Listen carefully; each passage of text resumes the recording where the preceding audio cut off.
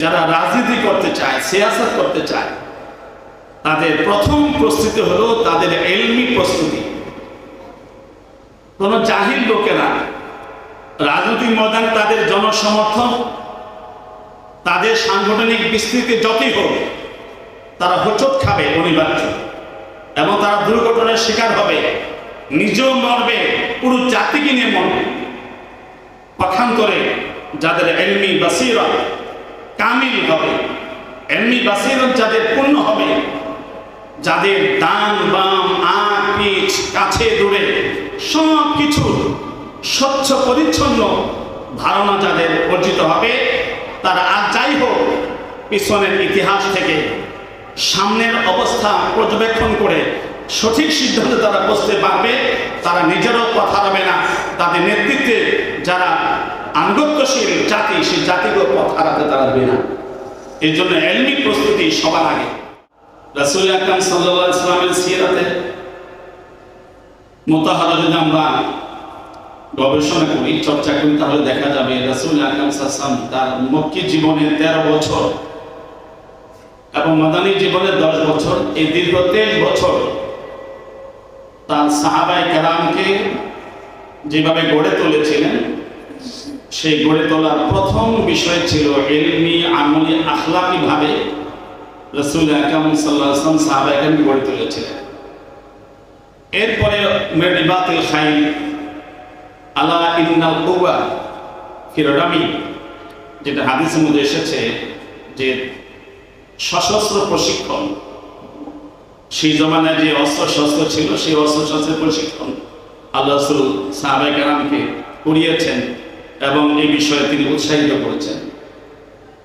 এই জন্য আমরা যারা ছাত্র জমিয়তে আছি, আমাদের প্রথম প্রস্তুতি যেটা, সেটা হচ্ছে মিন কুওয়া আই মিন ইলম ওয়াল আমাল ওয়াল আখলাক। এই তিনটি বিষয় আমাদের বুনিয়াদি প্রস্তুতি, বুনিয়াদি দক্ষতা, বুনিয়াদি সক্ষমতা অর্জন করতে হবে। দেখেন, একটি পাখি যে আকাশে ওড়ে, তার দুটি ডানা আছে। ডানা দুটো যদি তার সুস্থ হয়, তাহলে সে যে কোনো জায়গায় সে উড়ে যেতে পারে। যে কোনো দুশ্মনের আক্রমণের মোকাবেলায় নিজেকে আত্মরক্ষা, এটা যেন সে করতে সক্ষম হয়, এবং প্রতিরোধমূলক দুশ্মনের উপরে আক্রমণ করার জন্য সে তার ঘাঁটি, তার উপযোগী জায়গাটা নির্বাচন করতে সে সক্ষম হয়।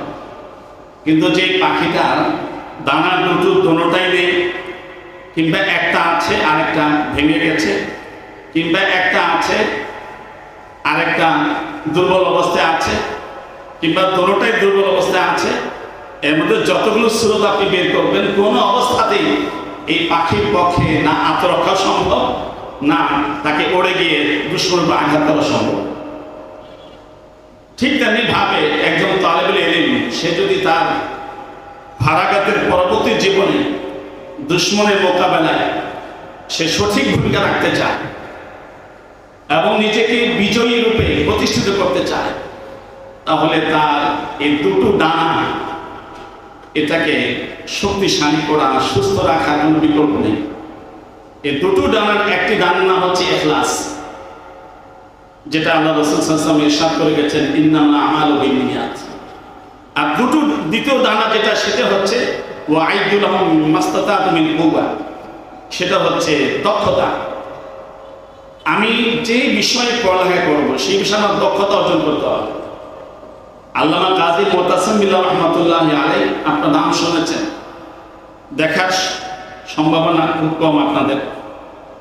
ঢাকা মালিবা জামিয়া শরীয়্যিয়ায় যিনি দীর্ঘকালীন মুহতামিম সাহেব হাদিস ছিলেন, এবং জমিয়ত উলামা ইসলামের এই পূর্ব পাকিস্তানে এটাকে আবার পুনর্গঠিত করার পিছনে যার সবচেয়ে বড় অবদান ছিল, এবং জমিয়ত উলামা ইসলাম বাংলাদেশের যে গঠনতন্ত্র, যে পরিচিতি, এই পরিচিতি ও গঠনতন্ত্র প্রণয়নের যার প্রথম কলমের অবদান ছিল আল্লামা কাজী মুতাসিম বিল্লাহ রাহমাতুল্লাহি আলাইহি। হুজুর বলতেন যে যারা রাজনীতি করতে চায়, সিয়াসত করতে চায়, তাদের প্রথম প্রস্তুতি হলো তাদের ইলমি প্রস্তুতি। কোন জাহিল লোকেরা রাজনৈতিক ময়দানে তাদের জনসমর্থন, তাদের সাংগঠনিক বিস্তৃতি যতই হোক, তারা হোঁচট খাবে অনিবার্য, এবং তারা দুর্ঘটনার শিকার হবে, নিজেও মরবে, পুরো জাতিকে নিয়ে মরবে। পক্ষান্তরে যাদের ইলমি বাসীরত কামিল হবে, ইলমি বাসীরত যাদের পূর্ণ হবে, যাদের ডান বাম আগ পিছ কাছে দূরে সব কিছু স্বচ্ছ পরিচ্ছন্ন ধারণা যাদের অর্জিত হবে, তারা আর যাই হোক পিছনের ইতিহাস থেকে সামনের অবস্থা পর্যবেক্ষণ করে সঠিক সিদ্ধান্তে তারা বসতে পারবে। তারা নিজেরও কথা হবে না, তাদের নেতৃত্বে যারা আনুগত্যশীল জাতি, সেই জাতিকেও পথ হারাতে তারা দেবে না। এই জন্য ইলমি প্রস্তুতি সবার আগে। এই জন্য আমি ছাত্র জমিয়তের ছাত্র বন্ধুদেরকে আহ্বান করব, আমাদের এই ইলমি যোগ্যতা অর্জন করতে হবে। নাম্বার 2, ছাত্র এই শব্দটা আমরা বাংলায় বলি, বাংলায় একটা আরেকটি শব্দ আছে শিক্ষার্থী। আরবিতে এই শব্দটার প্রতি শব্দ হচ্ছে তিলমিজুন, মুতাআল্লিমুন। এই যে তিলমিজ বা ছাত্র, উর্দু ফার্সিতে বলে শাগির্দ, আমরা আমাদের দ্বীনি পরিবেশে বলি তালিবুল ইলম। এই যে তিলমিজ, এই তিলমিজ 2 রকম হয়ে থাকে। এক হলো সাধারণ তিলমিজ, সাধারণ ছাত্র, আর একটা হচ্ছে তিলমিজুল রশিদ। তিলমিজ কয় রকম হয়? 2 রকম। একটা হলো শুধু তিলমিজ ছাত্র, মানে সাধারণ ছাত্র। এক হলো তিলমিজুল রশিদ। তিলমিজ মানে সাধারণ ছাত্র, যে কেউ মাদ্রাসা দাখিলা নিল, ভর্তি হলো, সে ছাত্র, যে যেখানে পড়ালেখা করে সে ছাত্র। তো ছাত্রত্বের পরিচয়টা এটা সাধারণ। আরেকটা হচ্ছে তিলমিজুল রশিদ, বাংলা আমরা বলতে পারি আদর্শিক ছাত্র। এই আদর্শিক ছাত্র কাকে বলে? তিলমিজুল রশিদ কাকে বলে? তিলমিজুল রশিদ বলা হয় ওই ছাত্রকে, যে ছাত্র নিজের মধ্যে তার উস্তাদকে ধারণ করে লালন করে, তাকে বলা হয় তিলমিজে রশিদ। আমি আবার বলছি, তিলমিজে রশিদ ওই ছাত্রকে বলে যে ছাত্র শুধু কিতাব পড়ে না, যে ছাত্র শুধু লেখালেখি করে না, যে ছাত্র শুধু পরীক্ষায় নাম্বার আউয়াল, নাম্বার 2, নাম্বার 3 হয় না, যে ছাত্র শুধু পরীক্ষায় মুমতাজ নাম্বারে পাস করে না। তিলমিজে রশিদ ওই ছাত্রকে বলে যে ছাত্র নিজের মধ্যে তার উস্তাদকে লালন করে, উস্তাদকে ধারণ করে, তাকে বলে তিলমিজে রশিদ। কথা বুঝতে পেরেছি তো? আমরা কোন ছাত্র হব? বর্তমান সময়ে এটা বড় সংকট, এবং এটা একটি চরম সংকট আমাদের মাদ্রাসা অঙ্গনে, বিশেষ করে আমাদের কওমি অঙ্গনে।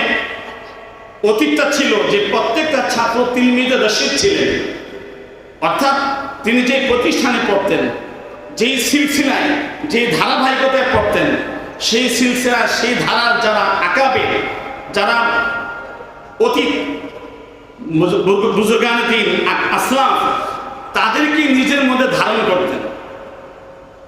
কথা কথা বাইধার মাদ্রাসা আমরা পড়ি, এই মাদ্রাসার প্রতিষ্ঠাতা আল্লামা হোসেন কাসেমী রহমতুল্লাহ। এই মাদ্রাসার আসাতিদাগণ যারা আছে, তারা সেই দারুল দেওবন্দের সিলসিলা এবং সেই শিক্ষায় শিক্ষিত এবং সেই চিন্তা চেতনার ধারক বাহক। আমরা তাদের কাছে পড়ি। আমি যদি তিলমিজে রশিদ হতে চাই, তাহলে আমার জন্য অত্যাবশ্যক হচ্ছে যে আমার মধ্যে আমি আমার কাসেমীকে ধারণ করতে হবে, আমার মধ্যে আমার উস্তাদকে ধারণ করতে হবে, আমার মধ্যে আমাদের যে সিলসিলা আকাবির আছে, যেই দারুল দেওবন্দের প্রজন্মান্তরে আমরা এখানে এসেছি, আমার অতীতে যতগুলো ধাপ আছে আকাবিরের, প্রতিটি ধাপের আকাবিরদের চিন্তা চেতনা, তাদের মন মানসিকতা, তাদের দ্বীনি নাজরিয়া, তার ধর্মীয় দৃষ্টিভঙ্গি, এই সব কিছুকে নিজের মধ্যে ধারণ লালন করতে হবে। তাহলেই আমি কওমি অঙ্গনের একজন তিলমিজে রশিদ হতে পেরেছি। কথা বুঝতে পেরেছি তো? আমি কওমি অঙ্গনে পড়লাম, আমি বাইধারা মাদ্রাসায় পড়লাম, আমি মালিবাগ মাদ্রাসায় পড়লাম, রাহমানিয়া মাদ্রাসায় পড়লাম, হাটহাজারী মাদ্রাসায় পড়লাম, এমনকি দারুন দেবন্দায় পড়লাম, এমনকি নামের শেষে কাসেমি এই উপাধিটাও আমি নিজের পরিচয়ের জন্য ব্যবহার করলাম। কিন্তু আমি আকাবে দেবন্দের চিন্তা চেতনাকে ধারণ করছি না, লালন করছি না। আমি আমার মাদ্রাসার শিক্ষকদের চিন্তা চেতনা লালন করছি না, ধারণ করছি না। তাহলে আর যাই হোক, আমি তিলমিজ হয়েছি, তিলমিজের রশিদ হয়নি। জীবনে সফলতা অর্জন করে তারাই, জীবনের সফলতা অর্জন করে তারাই যারা নিজেকে তিলমিজের রশিদ বানাতে সক্ষম হয়, মনে রাখতে হবে। আর যারা নিজেকে তিলমিজের রশিদ বানাতে সক্ষম হয় না, তারা কালের আবর্তে হারিয়ে যায়। এই বাংলাদেশে বেফাকুল মাদারিসে নিবন্ধিত মাদ্রাসার সংখ্যা প্রায় 40,000। এর বাইরে আরো 5টা বোর্ড আছে, সেই বোর্ডের অধীনে আরো হাজার হাজার মাদ্রাসা আছে। প্রতি বছর এই মাদ্রাসাগুলো থেকে, কওমি অঙ্গন থেকে 30,000, 35,000, 40,000 ছাত্র দাওরায়ে হাদিস থেকে ফারাগত অর্জন করে, হাইয়াতুল উলিয়া পরীক্ষা দিয়ে তারা পাশ করে। কিন্তু প্রশ্ন হলো, এই যে 30-40,000 ফারেক হচ্ছে, ফারাগাতের পরে এদের কয়জনকে দৃশ্যপটে দেখা যাচ্ছে? এদের কয়জনকে মিরাসে নবুয়ত নিয়ে দেশে সমাজে দৌড়ঝাঁপ করতে দেখা যাচ্ছে? এদের কয়জনকে আকাবির দেওবন্দের চিন্তা চেতনাকে প্রচারে প্রসারে ভূমিকা রাখতে দেখা যাচ্ছে? এদের কয়জনকে ইসলাম এবং ইসলামী যে চেতনা, সেই চেতনাকে সমাজে প্রচার প্রসারে প্রতিষ্ঠা দেওয়ার পিছনে মেহনত করতে দেখা যাচ্ছে? কতজনকে দেখা যাচ্ছে? কাজেই এই কাজটা আমরা চাই না। এই কাজটা এটা কখনো কাম্য নয়। কাম্য যেটা, সেটা হচ্ছে আমাদের এই মাদ্রাসা কওমিয়া থেকে যারা ফারিগ হবে, এরা যেন তিলমিজে রশিদ হয়। অর্থাৎ আকাবির দেওবন্দের যে আদর্শ, তাদের যে মাসলাক, তাদের যে মাশরাব, তাদের যে দ্বীনি নাজরিয়া, তাদের যে দ্বীনি চিন্তা, সেই চিন্তাকে যেন তারা লালনকারী হয়, সেই মাসলাক মাশরাবকে যেন তারা ধারণকারী হয়। যদি এটা হতে পারে, তাহলে সে তিলমিজে রশিদ। আমি আজকের এই তারবিয়াতে ইজতেমায় ছোট্ট আহ্বানটা রাখবো, সেটা হলো ছাত্র জমিয়তের প্রত্যেকটা ছাত্র তিলমিজে রশিদ হবে, গতানুগতিক কোনো ছাত্র হবে না। ছাত্র জমিয়তের প্রত্যেকটা ছাত্র নিজের মধ্যে আকাবিরকে লালন করবে, আকাবিরকে ধারণ করবে, আকাবিরদের মাসলাক মাশরাবকে, চিন্তা চেতনাকে নিজের মধ্যে গ্রহণ করবে এবং নিজের জীবনে, নিজের কর্মে, কথায়, নিজের আচরণে, নিজের সব রকমের হারাকা এবং তৎপরতায় আকাবিরদেরকে তুলে ধরবে। এটা চাই ছাত্র জমিয়তের প্রত্যেকটা সদস্য নিজেকে তিলমিজে রশিদ হিসেবে প্রতিষ্ঠিত করুক। আল্লাহ তৌফিক দান করুক।